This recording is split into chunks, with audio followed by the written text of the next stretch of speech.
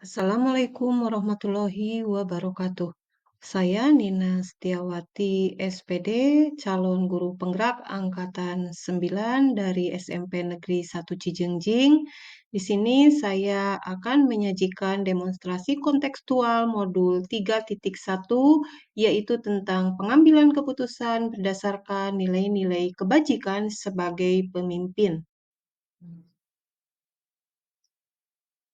Adapun tujuan pembelajaran khususnya yaitu CGP dapat melakukan suatu analisis atas penerapan proses pengambilan keputusan berdasarkan pengetahuan yang telah dipelajarinya tentang berbagai paradigma, prinsip, pengambilan, dan pengujian keputusan di sekolah asal masing-masing dan di sekolah atau lingkungan lain. Bapak sehat? Alhamdulillah.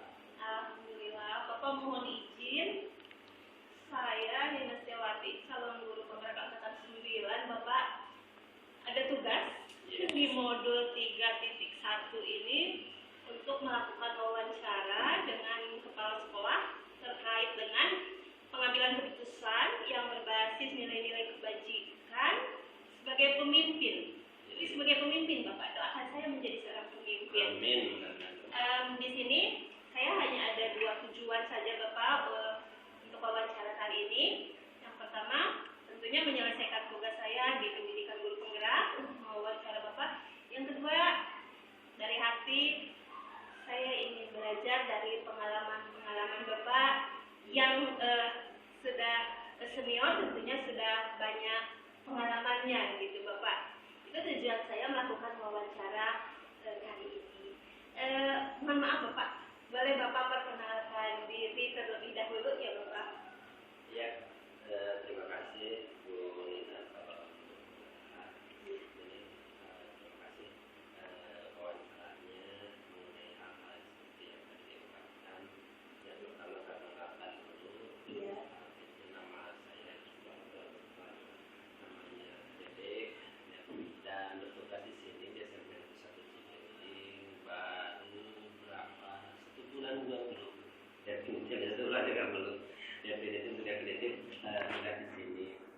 Mengenai misalnya Bu Nina sebagai guru penggerak misalnya ingin informasi ataupun cari tahu tentang hal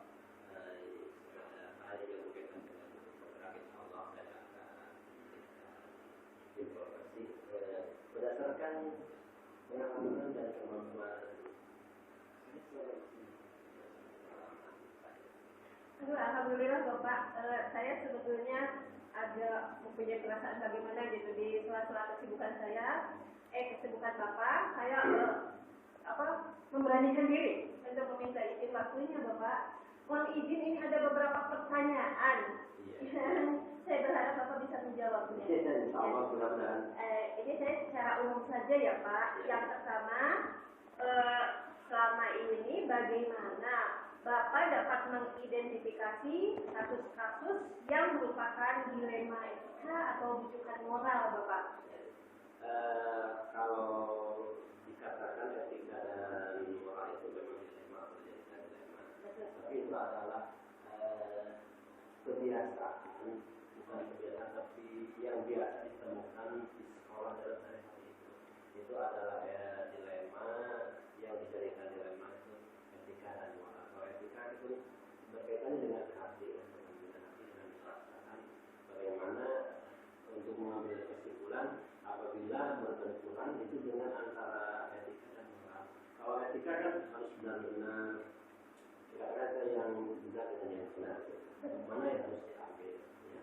Kalau di kita itu sekarang sudah ada aturan-aturan yang diturunkan mulai dari peraturan pemerintah, peraturan menteri dan sebagainya sampai kepada peraturan daerah itu tentang tata kelola dan sekolah, bagaimana cara mengatasi yang menjadi dilema tadi. Kalau etika dan moral itu kan kembali saja kita kepada peraturan. Sebab apa? Kalau tidak dipegang kepada aturan, kembali kepada aturan, itu akan menjadi tidak teratur. Maka kita kembali kepada aturan saja. Aturan sekolah kepada etika dan moral, itu mesti berarti akan tumpang pilih, akan sulit mengambil keputusan. Maka kembali lagi kepada aturan yang harus ditetapkan di sekolah, dalam setiap kali sekolah, aturan tentang kesiswaan, tentang apa yang kembali kepada aturan. Jadi kalau kembali kepada megang aturan, mengambil keputusan itu akan mudah, akan dan tepat, tidak akan ada runtutnya gitu. Ke belakang kalau mengambil keputusan sesuai dengan aturan. Terima kasih Bapak jawabannya ya. Sekarang pertanyaan yang kedua, mohon maaf Bapak agak banyak, ini ada 8 pertanyaan ya. Sampaikan kepada Bapak. Yang kedua, selama ini bagaimana Bapak menjalankan pengambilan keputusan di sekolah Bapak, terutama untuk kasus-kasus di mana ada dua kepentingan yang sama-sama benar atau sama-sama mengandung nilai kebajikan? Ya, itu kembali yang tadi yang berkaitan dengan yang pertama. Kalau yang berkaitan dengan etik itu kan semua bagus. Betul. Ya, semua keputusan itu yang A bagus, yang B harus ambil. Itu kan merupakan pemikiran, apalagi didasari dengan apa? Dengan hati nurani mana harus yang diambil, harus diambil. Kalau yang moral tadi dikatakan kalau moral itu adalah yang bagus dengan yang kurang bagus. Jadi, itu tadi saya katakan kuncinya satu lah, aturan yang harus ditegakkan. Aturan yang harus ditegakkan, meskipun nanti akan diambil keputusan yang baik dengan yang baik, tapi tetap semuanya harus menerima apabila manakala sekolah yang diputuskan itu mereka aturan. Kalau anaknya misalnya keluar atau yang bagaimana, itu apa yang melanggar aturan, tapi tetap dikeluarkan bagaimana. Sebab tidak boleh mengeluarkan anak di sekolah, tidak dikeluarkan bagaimana. Sebab itu sudah misalnya kalau merusak sekolah tidak konsiderasi di sekolah itu akan terganggu. Tapi ya semuanya yang baik pasti akan menerima keputusan sekolah. Mari ada aturan mana yang lebih besar. Jadi aturan sekolah, sebab sudah dibuat aturan sekolah. Apabila ini melanggar ini, pasti ada aturannya. Kalau sudah aturannya dan disepakati oleh semua, itu mesti tidak akan sulit untuk mengatasi masalah etika, masalah moral, tidak akan sulit. Aduh Bapak, terima kasih sekali nih, banyak referensi buat saya di masa yang akan datang gitu. Pengalaman saja, pengalaman gitu. Ya, lalu pertanyaan yang ketiga Bapak, langkah-langkah atau prosedur seperti apa yang biasa Bapak lakukan selama ini, tentunya dalam pengambilan keputusan ya Pak? Ya, pengambilan keputusan kan mesti itu yang dilematis, yang susah apabila itu berkaitan dengan yang tadi, itu masalah yang ini juga bisa itu. Tapi kita cari informasi yang sebenarnya, ya yang ada informasi yang sebenarnya, yang akurat, yang betul-betul dapat dipertanggungjawabkan, yang betul-betul dapat dipertanggungjawabkan. Nanti kalau mengambil keputusannya, kalau misalnya, tapi dalam mengambil informasi, mengambil fakta atau data itu tidak saja dari satu pihak, mesti dari beberapa informasi ditampung, nanti bagaimana kita diskusikan, kita rumuskan untuk siap mengambil suatu keputusan yang merupakan akan menjadi keputusan di sekolah. Itu bukan keputusan sepihak, keputusan mana, tapi menjadi keputusan sekolah. Itu mudah tidak mudah ya. Tapi itu harus diambil manakala dibutuhkan suatu keputusan yang tepat, harus diambil keputusan yang tepat. Hebat Bapak, saya salut dengan Bapak. Untuk pertanyaan yang keempat ya Bapak, hal-hal apa saja yang selama ini Bapak anggap efektif dalam pengambilan keputusan pada kasus-kasus dilema etika? Untuk mengambil keputusan yang dilematis tentang etika kan itu memang kan kita itu paling sulit gitu. Sebab semuanya bagus kalau etika mah cuma ada dari sisi yang namanya kan etika kalau ada pelanggaran itu pelanggaran etika. Jadi tidak memberatkan, tapi kalau banyak pelanggaran etikanya bukan akan jelek juga gitu kan. Yang dinamakan pelanggaran etika itu mesti harus jeli lah, harus jeli harus jeli memilihnya akan ke arah mana. Kalau satu atau kedua gitu ya diambilnya, misalnya suatu masalah itu akan ke A atau ke B gitu. Semua bagus, harus jeli sekali. Nanti kalau tidak jeli, kalau tidak tepat, akan itu dari pihak tertentu akan melawan, dari pihak yang dirugikan akan protes, tapi dengan jeli keputusan, dengan jeli mana yang paling tepat, mesti sebab harus diambil satu dari dua, harus diambil satu dari dua itu meskipun berat, tapi yang tadi bilang kalau kita berbicara dengan sama dengan yang bersangkutan pasti akan ketemu titik temu, semua pasti akan menerima hasil dari keputusan, harus menerima dari keputusan itu meskipun yang satu dia merasa dirugikan, yang satu berseberangan, tapi pada akhirnya semuanya yang A maupun yang B, yang satu dan yang B tidak merasa ada yang dirugikan, yang akan yang diuntungkan kalau sudah menjadi keputusan. Baik Bapak, sekarang menginjak ke pertanyaan yang kelima ya Bapak. Hal-hal apa saja yang selama ini merupakan tantangan Bapak dalam pengambilan keputusan pada kasus-kasus dilema etika? Tantangannya mungkin? Ya, kalau mengambil keputusan yang jadi basis etika, itu tadi merasa apa? Kalau saya sendiri untuk mengambil keputusan itu nanti tidak bisa dengan logika, dengan hati ini susah. Apalagi kalau semuanya, misalnya anak, keputusan anak misalnya yang menolak etika, itu semua anak kita. Anak kita masa harus ada yang dirugikan? Iya susah sekali. Misalnya teman-teman, tapi tidak ada insya kita ini cuma antisipasi saja. Misalnya teman-teman yang mengerti, namanya etika. Berkaitannya dengan apa? Dengan hati, dengan apa? Etika itu susah sekali. Tapi langkah-langkahnya meskilah kita identifikasi dulu masalah, mesti ada masukan dari teman-teman tentang etika yang kita lakukan. Itu cuma kalau tidak diselesaikan itu akan jadi resah, akan menunggu. Makanya langkah dari sekolah dari kami, dari sekolah dari saya sendiri itu satu masalah tentang etika pasti selama di sekolah itu pasti ada meskipun tidak banyak atau ada sama sekali pasti ada yang muncul tentang etika, tapi lah di satu langkahnya selesaikan dengan catatan tidak ada merasa pihak yang merugikan. Ya, terima kasih Bapak jawabannya. Ke pertanyaan berikutnya Bapak, sini saya akan menanyakan tentang jadwal ya Bapak.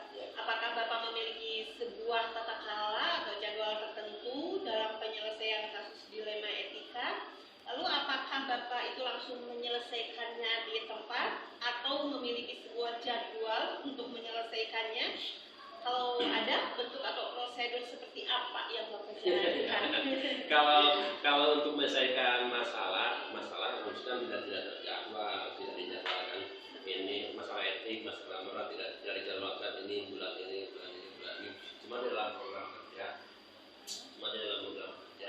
itu disusun, tapi waktunya tidak ditentukan. Nah, mesti kalau waktunya itu ditentukan sudah disiapkan berarti. Dan cuma disusun dalam program kerja sekolah disusun itu dalam langkah-langkah bersirat dalam langkah-langkah secara menyelesaikan tentang masalah etik, tentang masalah moral. Itu cuma tidak dijadwalkan, waktunya tidak ditentukan, cuma ada poin di dalam program kerja itu tentang cara langkah-langkah penyelesaian tentang etika tadi. Yang sudah tadi diuraikan itu tertuang di dalam program kerja sekolah. Tapi tidak ditentukan waktunya, itu mesti kita bersiap-siap bagaimana sebagai landasan langkah kita jika menemukan masalah seperti itu. Iya. Ya, alhamdulillah Bapak, saya jadi tahu bahwa ternyata itu ada di program kerja sekolah ya. Bapak mohon izin ada 2 pertanyaan lagi Bapak. Siap. Sekarang yang ketujuh, adakah seseorang atau faktor-faktor apa yang selama ini mempermudah atau mungkin dapat membantu Bapak dalam pengambilan keputusan yang berhubungan dengan dilema etika? Ya, itu tidak lepas karena yang dinamakan di sekolah itu sama dengan di instansi yang lain yang dinamakan pemimpin itu adalah kolektif ya, kolektif kolegial. Jadi saya sendiri tidak langsung mengambil keputusan itu langsung, tapi manakala dibutuhkan oleh sendiri langsung mengambil oleh sendiri. Tapi ketika itu masalahnya kasus yang lain, kasus seperti etika atau yang lain, itu mestinya kita berbicara dengan apa kan sudah ada pembantu pasal misalnya KS atau KSET dan misalnya yang berkaitan dengan etikanya di bidang apa, dari kita berkaitan ya menanyakan kita berdiskusi dengan teman-teman kalau ada masalah ini bagaimana cara menyelesaikannya. Nanti bukan berarti saya sendiri tidak mau tidak menjadi apa takut disuruh disangka apa mengambil tindakan menghukum atau tidak.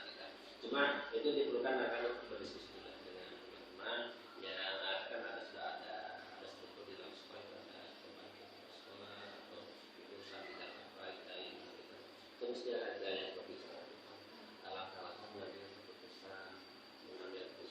Nantinya takut yang diberikan diambil keputusan dari dampak keputusan itu jadikan sanksi. Bukan sanksi bagi teman-teman, bagi anak, bagi teman-teman bukan sanksi, itu cuma apa? Ya dikomunikasikan hal-hal kalau yang dianggap itu misalnya melanggar etika atau melanggar moral. Jadi komunikasikan tidak berikan sanksi apa jadi terlalu berat itu Iya begitu ya Bapak ya. Yang terakhir Bapak, dari semua hal yang telah disampaikan, pembelajaran apa yang dapat Bapak petik dari pengalaman Bapak dalam mengambil keputusan dilema etika Bapak?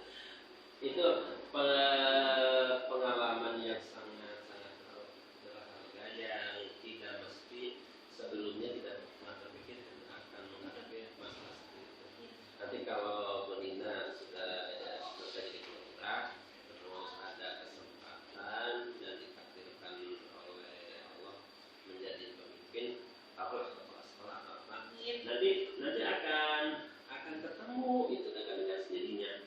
Kalau ketika sekarang masih mengajar atau masih menjadi guru itu sepertinya ya biasa saja tapi kalau sudah nanti beda lagi misalnya kalau kita jadi kepala sekolah itu mesti akan kelihatan terus masukan teman-teman akan kelihatan itu jadi pengalaman sorry. Tidak pernah terpikirkan ketika saya masih sekarang juga guru itu masih mengajar tidak pernah terpikirkan akan menyelesaikan ini tidak pernah pikir. Tapi sekarang kalau itu akan sudah menjadi muaranya akan menjadi muara sendiri itu nanti akan ketemu bukan menolakkan hal itu pasti akan ketemu dengan suatu masalahnya apa saja. Mesti itu harus diperlukan penyelesaian. Masalah cepat dan lambat itu tergantung pada urgensinya. Bukan cuma 24. Kalau yang tidak perlu cepat ditangani, ya itu tinggal saja. Kalau yang harus cepat hari ini, ya mesti harus diselesaikan. Itu namanya nanti kalau ada pihak kepemimpinan itu ada yang seperti itu. Begitu ya Bapak. Akan ketemu. Tapi itu dalam teori dengan praktek di lapangan yang ketemu itu mesti ada sinkron tidak sinkron ada.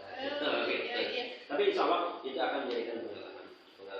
Makanya kalau sekarang itu dari rumah kita menjalani pengalaman yang berarti sekali Bapak. Ya Allah, alhamdulillah. Bapak, pertanyaan dari saya terkait dengan wawancara hari ini mungkin cukup sekian, dan ini adalah referensi yang sangat berharga buat saya. Siapa tahu suatu saat saya ditakdirkan oleh Allah menjadi pemimpin. Pemimpinnya baik pemimpin untuk murid atau pemimpin untuk anak saya gitu Bapak ya. Sudah menjadi pemimpin kan sudah menjadi pemimpin diri sendiri. Pemimpin bagi murid saya. Sudah akan menjadi pemimpin yang lebih luas. Amin. Bapak Jeda Pemulauan Kasiro atas waktunya. Mohon Sami-sami satu.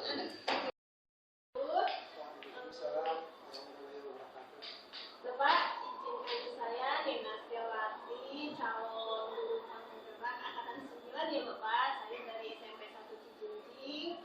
Mohon kiranya untuk saya dapat melakukan wawancara dengan Bapak tentang pengambilan keputusan berbasis nilai-nilai kebajikan sebagai pemimpin ya Bapak ya. Mohon kiranya Bapak untuk dapat menjawab pertanyaan-pertanyaan ini boleh secara jujur saja ya Pak. Ya. Di sini saya ada 8 pertanyaan Bapak. Ya. Yang pertama, Bapak itu kan kepala SMP IT Magna Sofa Cimaragas ya Bapak ya. Saya yakin banyak sekali pengambilan keputusan yang sudah Bapak lakukan dan boleh saya bertanya yang pertama ya Pak. Selama ini bagaimana Bapak dapat mengidentifikasi kasus-kasus yang merupakan dilema etika atau bujukan moral Bapak?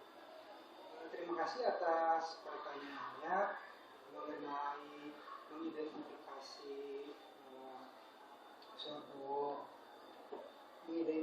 suatu kasus itu termasuk ke dalam dilema etika atau rujukan moral, yaitu dilihat dari nilai kebijakan. Dari nilai kebijakan. Dilema etika merupakan sesuatu pengambilan keputusan di antara dua pilihan yang memang keduanya secara moral itu benar, tetapi berseberangan. Kemudian untuk yang moral, untuk yang rujukan moral itu merupakan pengambilan keputusan antara benar dan salah. Terima kasih ya Bapak ya atas jawabannya. Saya lanjutkan ke pertanyaan yang kedua ya Bapak ya. Selama ini bagaimana Bapak menjalankan pengambilan keputusan di sekolah Bapak, terutama untuk kasus-kasus di mana ada dua kepentingan yang sama-sama benar atau sama-sama mengandung nilai kebajikan? Baik, untuk pengambilan keputusan biasanya saya mengambil keputusan itu berdasarkan hasil keputusan tetap bersama, yaitu mengutamakan kepentingan bersama. Tetapi tentu saja dengan mempertimbangkan aturan yang ada, tetap mempertimbangkan aturan yang ada, sehingga apabila kita sudah mengambil keputusan secara bersama-sama kemudian mengikuti aturan, sehingga nanti apa yang saya ambil itu keputusannya bisa lebih baik, gitu. Tidak bisa enak untuk semua. Betul. Terima kasih ya Bapak jawabannya. Lalu saya ke pertanyaan yang berikutnya. Langkah-langkah atau prosedur seperti apa yang biasa Bapak lakukan selama ini? Untuk langkah-langkah atau prosedur yang biasa saya lakukan, yang pertama saya mengecek terlebih dahulu kebenaran tentang informasi tersebut, apakah informasi benar ataukah tidak benar. Setelah saya memastikan kebenarannya, baru saya langsung turun tangan untuk menyelesaikan permasalahan tersebut, yang nantinya setelah saya mengumpulkan data-data, kemudian saya menganalisis terlebih dahulu permasalahan tersebut supaya nanti keputusan yang saya ambil itu bisa tepat. Iya, bagus ya Pak. Terima kasih ya. Mohon maaf ini mau ke pertanyaan yang berikutnya ya Pak. Ya, silakan. Hal-hal apa saja yang selama ini Bapak anggap efektif dalam pengambilan keputusan pada kasus-kasus dilema etika yang Bapak anggap efektif ya? Kalau menurut pendapat saya, yang paling efektif dalam pengambilan keputusan itu biasanya yang sering saya lakukan yaitu bersifat spontanitas. Maksud spontanitas itu jadi pada saat itu juga, pada saat muncul permasalahan atau kasus, maka pada saat itu juga saya mengambil keputusan. Kenapa? Karena apabila permasalahan itu dibiarkan berlarut-larut, itu akan malah menyulitkan saya untuk mengambil keputusan. Biasanya kan kalau sudah terlalu lama itu sudah terlalu banyak campur tangan dari orang lain, masukan, sehingga nanti pola pikir saya sudah berubah tidak sesuai dengan situasi. Sedangkan kalau spontanitas itu kan sesuai dengan kejadian dan situasi yang terjadi pada saat itu, sehingga menurut saya itu yang paling lebih efektif. Iya, berarti situasional saja ya Pak, Iya, dalam pengambilan situasional. keputusan sesuai dengan apa yang terjadi, yang perlu kita ambil keputusan ya Bapak Iya. ya. Lalu yang berikutnya, hal-hal apa saja yang selama ini merupakan tantangan dalam pengambilan keputusan pada kasus-kasus dilema etika? Tantangan bagi Bapak itu apa? Mungkin untuk tantangan yang saya rasakan dalam pengambilan keputusan itu biasanya dalam penyampaian tujuan keputusan saya. Saya menyampaikan atau memberikan kebijakan atau keputusan itu kan biasanya mempunyai tujuan tertentu. Nah, biasanya terjadi kesalahan yang jadi tantangan itu apabila saya melakukan kesalahan dalam penyampaian tujuan kepada rekan-rekan. Nah, itu biasanya. Jadi apabila saya salah dalam menyampaikan, maka akan terjadi kesalahpahaman yang pada akhirnya nanti kebijakan atau keputusan yang saya ambil itu akan dirasa kurang nyaman bagi rekan-rekan. Nah, itu mungkin yang menjadi tantangan. Ya Pak ya. Iya. Terus yang berikutnya Bapak, apakah Bapak memiliki sebuah tata cara atau jadwal tertentu dalam sebuah penyelesaian kasus dilema etika? Apakah Bapak langsung menyelesaikan di tempat atau memiliki sebuah jadwal untuk menyelesaikannya? Lalu bentuk atau prosedur seperti apa yang Bapak jalankan?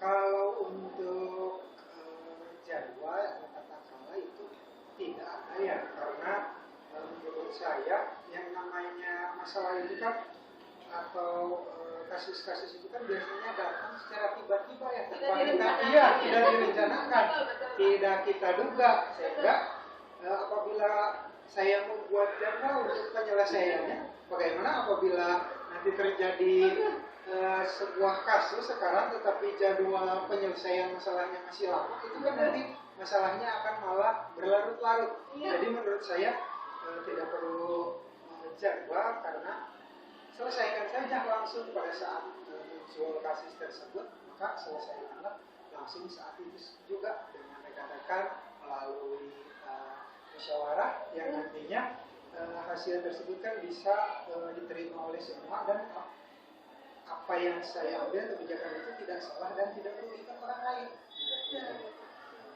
Berharga banget ini pelajaran buat saya ya. Kalau suatu saat saya menjadi seorang pemimpin ya Bapak ya. Amin, mudah-mudahan. Ini adalah pengalaman berharga buat saya. Mohon maaf Bapak, ada 2 pertanyaan lagi ya. Yang pertanyaan ke-7, adakah seseorang atau faktor-faktor apa yang selama ini mempermudah atau membantu Bapak dalam pengambilan keputusan dalam kasus-kasus dilema etika Bapak?